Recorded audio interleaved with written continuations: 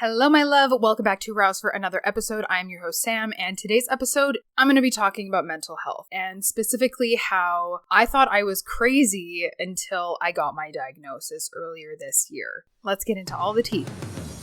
Warning, the following presentation is intended for mature audiences. It includes stigma topics like sex, addictions, mental illness, adult dialogue, and strong language. Viewer discretion is advised. Okay, so if you listen to previous episodes, you will know that I was diagnosed with depression and anxiety when I was a mere 21 years old, right after graduating from my university degree. And earlier this year, I got another diagnosis, which helped me gain a lot of clarity and confidence in who I am, knowing that I'm not crazy and the things that were going on in my head were actually real. So I'm going to tell you a little story about how all of that went down. And if you're struggling with mental illness and you're not sure what's going on, then this will be a very valuable episode for you. About a year ago, I had been doing some research on YouTube because there's a lot of really great personal development videos on there. And I suddenly came across this video about ADHD. There are several awesome channels that are about mental health or mental illnesses, and they provide education on what they are. So it was one of those channels, and I can't remember exactly which one that I found this episode, but it was going over all of the symptoms and signs of ADHD. As an adult in the online space with Facebook and Instagram and Pinterest, there's a lot of memes out there and funny pictures about adult ADHD, and I never really took it seriously until I had the realization that all these symptoms that they were talking about, I had been experiencing for at least the last year or two and had actually taken notice to it. So that's the biggest thing, is the self-awareness. You can live your life and not be self-aware about what's going on and notice things.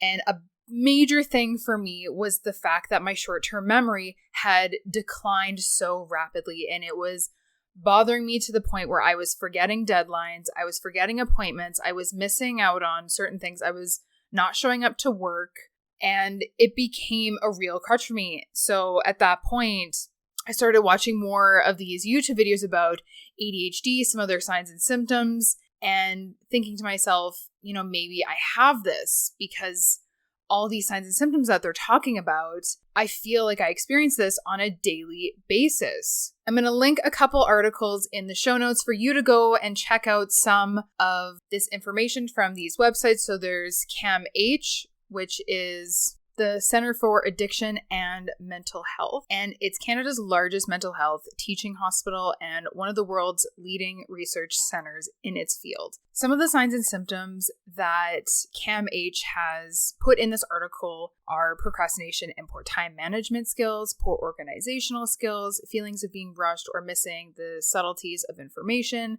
problems in interpersonal relationships, including parenting skills, appearing not to take responsibility for themselves, difficulty delivering on promises like missed deadlines, difficulty paying bills, completing reports or assignments.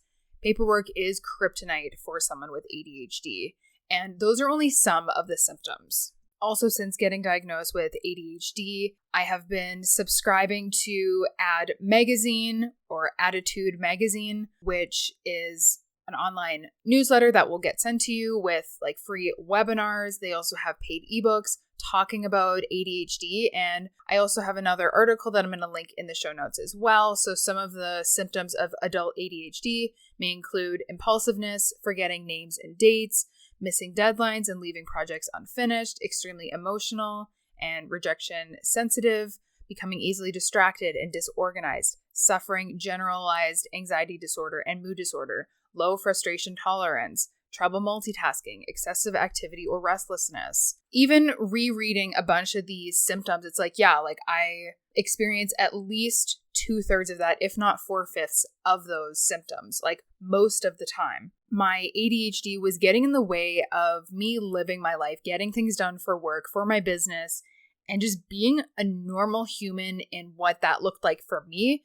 And that just means like my normal routine. Not that normal is boring or anything like that, because you know that I'm a weird fucker, and if you like me, then you're weird too, and that's great because we would totally get along, and I love you very much for that. So being in my normal routine and getting things done again was the driving force for me to talk to a mental health professional about this. So I actually talked to my family doctor and I got a referral to a psychiatrist. Since this was during COVID, everything was done over Zoom, which wasn't my favorite thing just because it's not as confidential, because someone could hack the meeting or anything like that. But it is what it is. And I was still able to talk to my psychiatrist. And before I even had my appointment with him, they made me fill out this questionnaire with all these symptoms and rating it on like a scale of 1 to 5 on how it affected me, or if it was just like yes or no question. And even going through that questionnaire before my appointment, I was like, yes, like I experience this all the time. And it was probably about 70 or 80% of the things that were on there. I'm like, I experience this daily, if not every single week. I experience this stuff. It was so confirming just there in that questionnaire for me to realize that I wasn't completely crazy. I also felt this way when I was pre-diagnosed from depression, anxiety, and family members or other people in my life were completely disregarding my symptoms for depression and anxiety. So this was another instance that I was like, do I actually have something? Or, you know, is this my depression and my anxiety acting up, or is it something else? So after I filled out the questionnaire and I was waiting to have my appointment with the psychiatrist, I immediately just felt some relief because I already knew to a point, I'm like, you know what, maybe I do have this, because all the things they were talking about in that questionnaire that was specific just to ADHD, I marked off at least 80% of that stuff with yes, or on a higher range on the scale of a 1 to 5. I'm talking more with my psychiatrist once we actually get into the virtual appointment, and he's mentioning other things and he's asking me questions about my childhood. But one thing that really stuck out at me that he asked me was, what do you do at a red light? Are you impatient? Do you just sit there and kind of wait? And I immediately said no, like I'm looking around at the other lights, going the opposite direction, seeing if they're changing already, if they turn yellow or red yet, and I'm getting ready to go. I'm almost impatiently waiting for the light to turn, and I can't really focus on anything else. I'm just focused on the light turning green so I can go. And he said that, among other things that I confirmed and the things that he'd asked me, did confirm that I did have ADHD. And it was just so confirming in that moment, because I was like, great, now that you've diagnosed me, now we can treat this in some way. And one amazing part of my psychiatrist is he isn't a pill pusher. That is something that I grew up knowing, that I was taught by adults in my life and parental figures, that they said psychiatrists are pill pushers. You will go and talk to them, but they will push medication on you. And with my psychiatrist, I specifically said, I don't just want to hop on medication right away. I want to see if there's other ways to treat this, and so I don't have to be on medication. Since getting diagnosed this spring, I have been working on managing my ADHD naturally through exercise, a better diet, and other tidbits and tricks that I've been learning online from newsletters and doing other research. Until it actually causes more disrupt in my life, I will not go on medication for this, but it is nice to know that that is an option. So if you've ever felt that, you know, you might have adult ADHD, especially living up in Canada, it's covered in our public healthcare system. So you can go see a specialist, like a psychiatrist, and you don't have to pay out of pocket for it. I wasn't really sure how this whole process would work, as I do have my own personal insurance healthcare plan, as well for medications and dental and all that other stuff.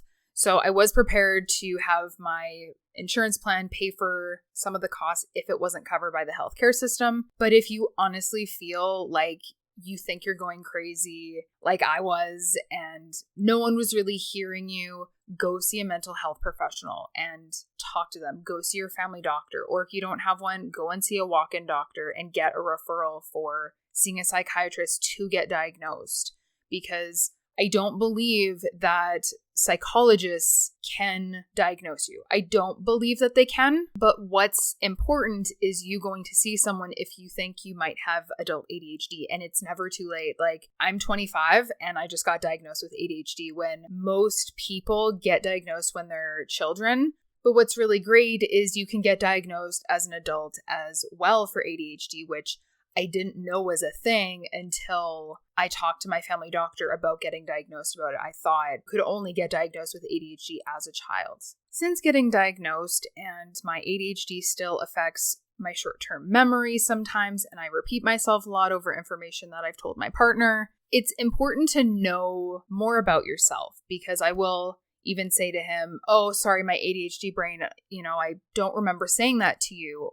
And he's like, that's okay, you've said it a couple times. So having your partner or people around you that love you and care for you be aware about your conditions or your mental health is vital for you to be sane and happy, ultimately. And not that it's used as an excuse to not make me look like an idiot. Most of the time I do repeat myself, like I said, and recognizing, I am repeating myself quite a bit, and bringing that self-awareness back so I can be more mindful about what I'm saying, what I'm talking about, and putting that into my memory bank in my brain. If you want more information, check out those articles in the show notes. And if you love today's episode, take a screenshot, tag me on social media, The Soulful Body Co., and let me know what was your favorite part about today's episode. I love you so much, and I will see you next time. Hey love, are you struggling to show up as the true version of yourself? Head over to bit.ly/authenticafguide to download my free guide, 5 Steps to Start Living Authentically. This guide is going to help you discover your authentic self and start showing up as her today. That's at bit.ly/authenticafguide. Head over to the show notes and get access to it today.